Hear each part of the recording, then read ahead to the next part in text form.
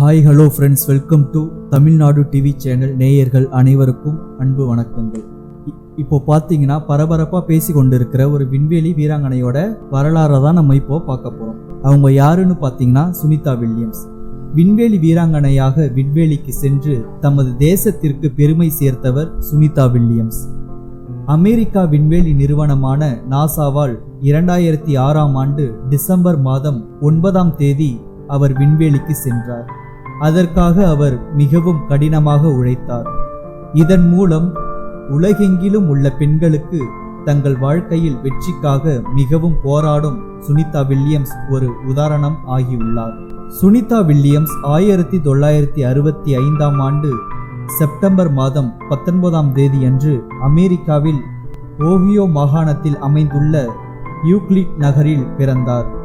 அங்கு அவர் அமெரிக்கா குடியுரிமை பெற்றார். ஆனால் அவருடைய பெற்றோர் இந்தியர்கள்.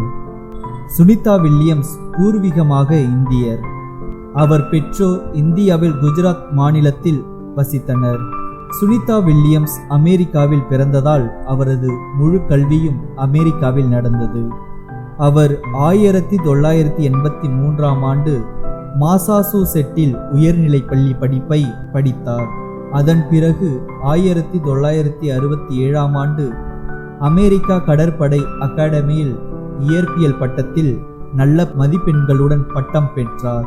அதன் பிறகு 1995ஆம் ஆண்டு புளோரிடா இன்ஸ்டிடியூட் ஆஃப் டெக்னாலஜியில் பொறியியல் பட்டம் பெற்றார். அவர் விண்வெளியில் ஆற்றிய பணிகள். நட்சத்திரமாக மாறுவதற்கு சுனிதா வில்லியம்ஸ் பயணம். அமெரிக்கா கடற்படையில் அவரது பணியிலிருந்து தொடங்கியது. பல வகையான ஹெலிகாப்டர் மற்றும் விமான பயணங்களில் அவர் பயிற்சி பெற்றார். அதன் பிறகு 1998ஆம் ஆண்டு அமெரிக்கா விண்வெளி ஆய்வு நிறுவனமான நாசாவால் தேர்ந்தெடுக்கப்பட்டார்.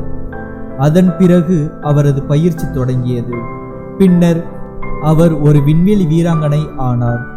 சுனிதா வில்லியம்ஸ் விண்வெளி வீராங்கனையாக மாறியதும் அவரது முதல் விண்வெளி பயணம் 2006ஆம் ஆண்டு டிசம்பர் மாதம் 9ஆம் தேதி அன்று டிஸ்கவரி வாகனத்துடன் தொடங்கியது. தனது முதல் பயணத்தில் அவர் இந்த வாகனத்துடன் சர்வதேச விண்வெளி நிலையத்தை 2006ஆம் ஆண்டு டிசம்பர் மாதம் 1ஆம் தேதி அடைந்துள்ளார்.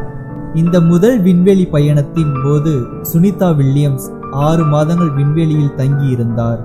அதன் பிறகு 2007ஆம் ஆண்டு ஜூன் மாதம் 22ஆம் தேதி அன்று அவர் பூமிக்கு திரும்பினார்.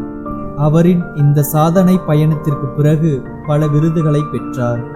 2008ஆம் ஆண்டு இந்திய அரசு அவருக்கு அறிவியல் மற்றும் பொறியியல் துறையில் பத்மபூஷன் விருது வழங்கி கௌரவித்தது. அதன் பிறகு 2013ஆம் ஆண்டு குஜராத் பல்கலைக்கழகம் அவருக்கு டாக்டர் பட்டம் வழங்கி கௌரவித்தது. இன்றைய காலகட்டத்தில் சுனிதா வில்லியம்ஸ் அனைத்து பெண்களின் வெற்றிக்காக எடுத்துக்காட்டாக திகழ்கிறார். எல்லா பெண்களும் தங்கள் வாழ்க்கையில் முன்னேற உத்வேகம் பெறலாம். நன்றி, வணக்கம்.